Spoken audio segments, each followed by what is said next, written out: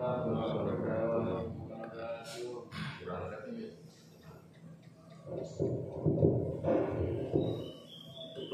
pembacaan surat Al-Baqarah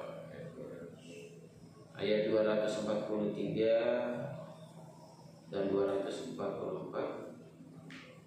Selalu yang kontinu kita bacakan tiap harinya ya, sehabis sholat subuh. Semoga ini menjadi ladang ibadah kita hingga akhir. A'udzu billahi minasyaitonir rajim. Bismillahirrahmanirrahim. Alam tara 'ilal ladzina kharaju min diyarihim wa hum wafu hajar al-mawati faqala lahumullahu wa mu'atu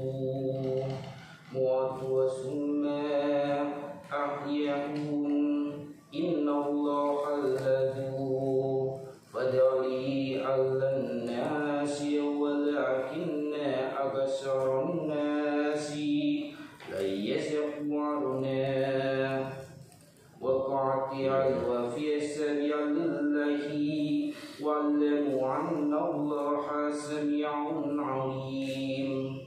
Man zalladhi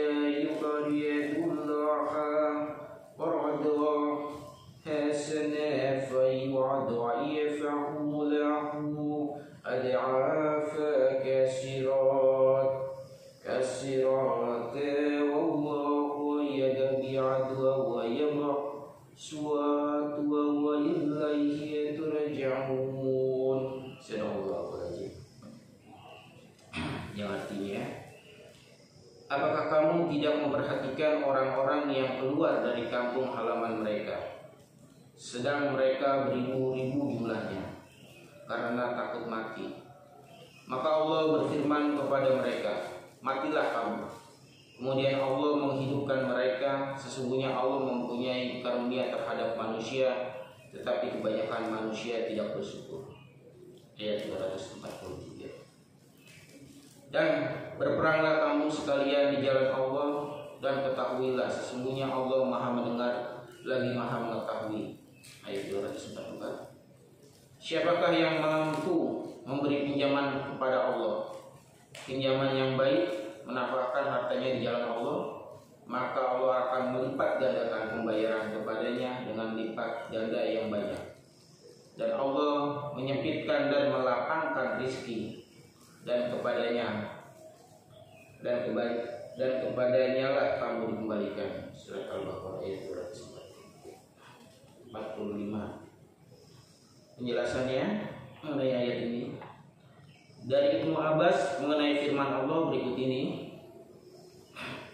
Alam tara ilal ladzina kharaju min diyarihim wa hum wafu hajaral maut. Apakah kamu tidak memperhatikan orang-orang yang keluar dari kampung halaman mereka, sedang mereka beribu-ribu jumlahnya karena takut mati? Dia mengatakan mereka berjumlah 4.000 orang. Mereka pergi untuk menghindarkan diri dari taun atau wabah. Mereka mengatakan kami akan pergi ke daerah yang tidak ada kematian di sana. Dan ketika mereka sampai di suatu tempat, Allah berfirman kepada mereka, butuh, matilah kamu. Maka mereka pun mati semuanya. Setelah itu ada seorang nabi yang melewati mereka. Dia berdoa kepada Rabb-Nya agar dia menghidupkan mereka. Kemudian Allah menghidupkan mereka. Dihidupkannya mereka kembali oleh Allah mengandung pelajaran dan dalil yang pasti akan adanya kebangkitan jasmani pada hari kiamat kelak. Oleh karena itu Allah berfirman, Innallaha alladzi fadali 'alan nas. Sesungguhnya Allah mempunyai karunia terhadap manusia, yaitu karunia berupa diperlihatkannya tanda-tanda kekuasaan Allah yang jelas. Walakinna aksarun nasi la yashkurun. Tetapi kebanyakan manusia tidak bersyukur. Artinya mereka tidak bersyukur atas nikmat yang telah dikaruniakan Allah kepada mereka, baik nikmat agama maupun dunia. Dalam kisah tersebut terkandung pelajaran dan juga dalil yang menunjukkan bahwa tindakan menghindarkan diri dari takdir sama sekali tidak berguna, dan bahwasanya tidak ada tempat berlindung dari ketentuan Allah kecuali kepadanya. Karena mereka pergi dengan tujuan menghindarkan diri dari wabah penyakit untuk meraih kehidupan yang panjang, tetapi mereka mendapatkan kebalikan dari apa yang mereka tuju. Kematian mendatangi mereka dengan cepat dalam satu waktu. Termasuk dalam pengertian ini adalah sebuah hadis sahih yang dinukilkan oleh Imam Ahmad bahwa Abdurrahman bin Auf memberitahu Umar bin Al-Khattab di Syam bahwa Rasulullah SAW bersabda, "Inna hajasa qama wa diyaba bihi wa ma qablakum fa ija sami'atu bihi fi aradi fala tadquha wa ija waqa'a bi aradi wa annatum biha fala ta'ruju fiha." Sesungguhnya penyakit ini dijadikan sebagai siksaan bagi umat-umat sebelum kalian. Jika kalian mendengarkannya melanda di suatu daerah, maka janganlah memasuki daerah itu. Dan jika penyakit itu melanda di suatu daerah, sedangkan kalian berada di sana, maka janganlah kalian keluar untuk menghindarinya. Dia menentukan kemudian Umar bin Khattab pulang kembali dari Syam, tidak memasuki wilayah sana. Hadis nada juga diriwayatkan oleh Imam Al-Bukhari dan Imam Muslim dalam kitab Sahih dari Malik dari Az-Zuhri. Firman-Nya, "Wa qatil wa fi sabilillahi wa'lamu annallaha sami'un 'alim." Dan berperanglah kamu di jalan Allah, ketahuilah sesungguhnya Allah Maha mendengar lagi Maha mengetahui. Maksudnya, sebagaimana tindakan menghindarkan diri dari takdir sama sekali tidak bermanfaat, demikian juga halnya tindakan melarikan diri dan menghindar dari jihad sama sekali tidak mendekatkan atau menjauhkan ajal kematian yang telah ditetapkan dan rezeki yang telah digariskan. Bahkan hal itu merupakan ketentuan yang tidak dapat ditambah atau dikurangi, sebagaimana firman Allah, "Alladzina qalu li'awanihim wa qa'adu walau ata'na ma qa'adiyal wa kull fa udhara wa anafwasyak wa mul mawata in kuntum shadiqin." Orang-orang yang mengatakan kepada saudara-saudaranya dan mereka tidak turut pergi berperang, sekiranya mereka mengetahui kita, tentulah mereka tidak terbunuh. Katakanlah, tolaklah kematian itu dari dirimu jika kamu orang-orang yang benar. Surat Al-A'raf ayat 168. Firman Allah, "Man zalladzi yuqridullaha qardan hasana fa yudha'ifahu lahu ad'afa katsirat." Siapakah yang mau memberi pinjaman kepada Allah, pinjaman yang baik, menafkahkan hartanya ke jalan Allah, maka Allah akan melipat gandakan pembayaran kepadanya dengan lipatan ganda yang banyak. Allah menganjurkan kepada hamba-hambanya untuk berinfak di jalan Allah. Allah telah beberapa kali mengulangi ayat ini dalam kitabnya yang mulia, tidak hanya di satu tempat. Ibnu Abi Hatim menukilkan dari Abdullah bin Mas'ud, dia bercerita bahwa ketika turun ayat tersebut, Abu Dahdat Al-Ansari bertanya, "Ya Rasulullah, apakah Allah mengharapkan pinjaman dari kita?" "Ya wahai Abu Dahdat," jawab Rasulullah. Kemudian Abu Dahdat berujar, "Perlihatkan tanganmu kepadaku, ya Rasulullah." Kemudian Rasulullah SAW menundukkan tangannya dan Abu Darda berkata, sesungguhnya aku akan meminjamkan kepada Rabbku kebunku. Ibnu Mas'ud kembali bercerita, dalam kebun tersebut terdapat 600 pohon kurma, dan di sana tinggal pula ibu Abu Darda dan keluarganya. Ibnu Mas'ud melanjutkan, kemudian Abu Darda datang dan memanggilnya, hai Ummu Darda. Labaik, jawabnya. Maka ia berkata, keluarlah, karena aku telah meminjamkan kepada Rabbku. Hadis ini juga diriwayatkan oleh Ibnu Mardawai. Firman-Nya, qarada hasanah, pinjaman yang baik. Diriwayatkan dari Umar dan para ulama salaf lainnya, maksudnya yaitu infak di jalan Allah. Ada juga yang mengatakan yaitu pemberian nafkah kepada keluarga. Akan tetapi ada juga yang berpendapat maknanya adalah tasbih dan takdis atau kebencian. Firman Allah, فَيُضَاعِفَهُ لَهُ أَضْعَافًا كَثِيرَةً. Maka Allah akan melipat gandakan pembayaran kepadanya dengan lipat ganda yang banyak. Hal ini seperti firman Allah, وَصَلُّوا الَّذِينَ يُنَفِعُونَ أَمْوَالَهُمْ فِي سَبِيلِ اللَّهِ كَمَثَلِ حَبَّةٍ أنبتت 7 سنابل في كل سنبلة مئة حبة والله يضاعف لمن يشاء والله واسع عليم.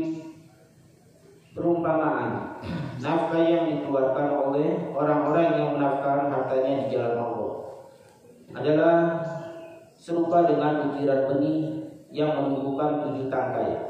Pada tiap-tiap tangkai 100 biji. Allah melipat gandakan pahala bagi siapa yang dikehendaki, dan Allah maha luas karunia-Nya dan lagi maha mengetahui. Surat Al-Baqarah ayat 261. Dan mengenai hal ini akan diuraikan lebih lanjut. Firman-Nya selanjutnya, Allahu yabiyadu wa yabsudu, dan Allah menyempitkan dan melapangkan rezeki. Artinya berinfaklah dan janganlah kalian memperdulikan, karena Allah maha pemberi rezeki. Dia akan menyempitkan rezeki siapa saja yang dikehendaki dan meluaskan rezeki orang yang dikehendaki pula. Dan dalam hal itu dia mempunyai hikmah yang sangat sempurna. Wa ilaihi turja'un, dan kepadanya lah kamu dikembalikan, yaitu pada hari kiamat kelak. Barakallah. Alhamdulillah. Dari ayat ini kita bisa berkesimpulan bahwa rezeki itu datangnya dari Allah, bukan dari manusia. Jadi perlu bergantung kepada manusia, karena yang menentukan tetap Allah. Untuk selanjutnya saya membacakan hadis tentang apa nih hadis ini? Banyak ya jalan kebaikan. Oh, jalan kebaikan ya.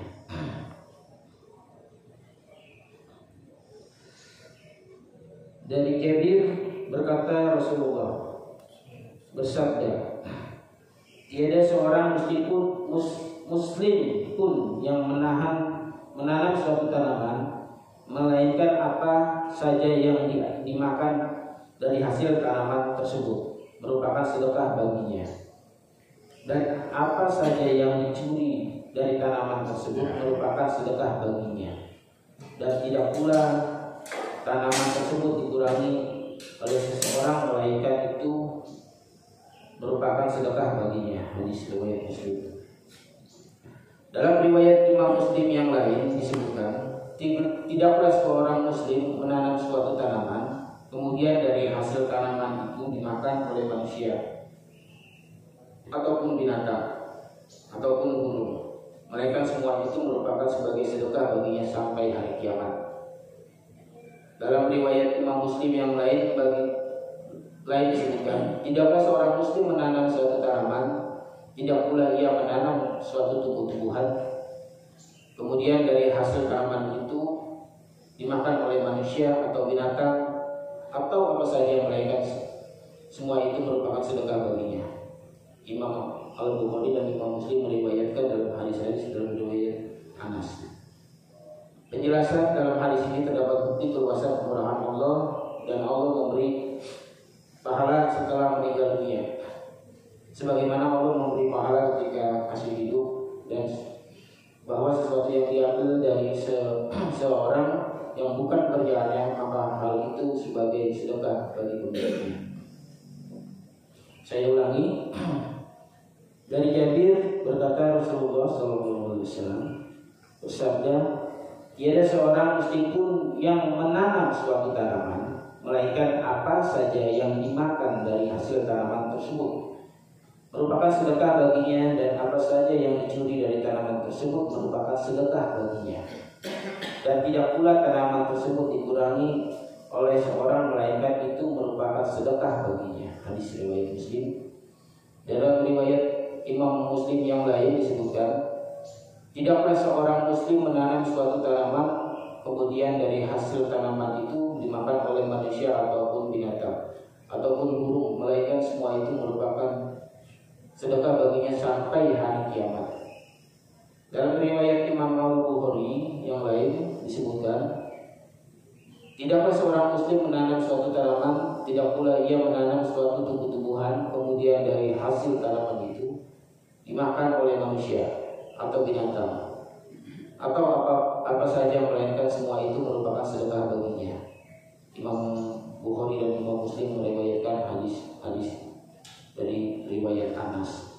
Penjelasannya dari hadis ini terdapat bukti keluasan kemurahan Allah, bahwa Allah memberi pahala setelah meninggal dunia, sebagaimana Allah memberi pahala ketika masih hidup, dan bahwa sesuatu yang diambil dari seorang yang bukan pekerjaannya, maka hal itu sebagai sedekah bagi pemiliknya.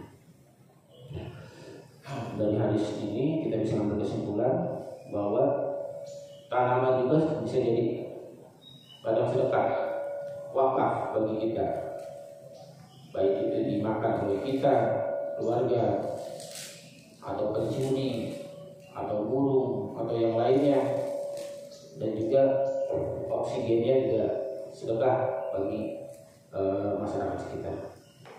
Semoga ini bisa menjadi pelajaran bagi kita untuk menerapkannya pada kehidupan kita sehari-hari. Kemudian saya tutup. Assalamualaikum warahmatullahi wabarakatuh. Waalaikumsalam warahmatullahi wabarakatuh.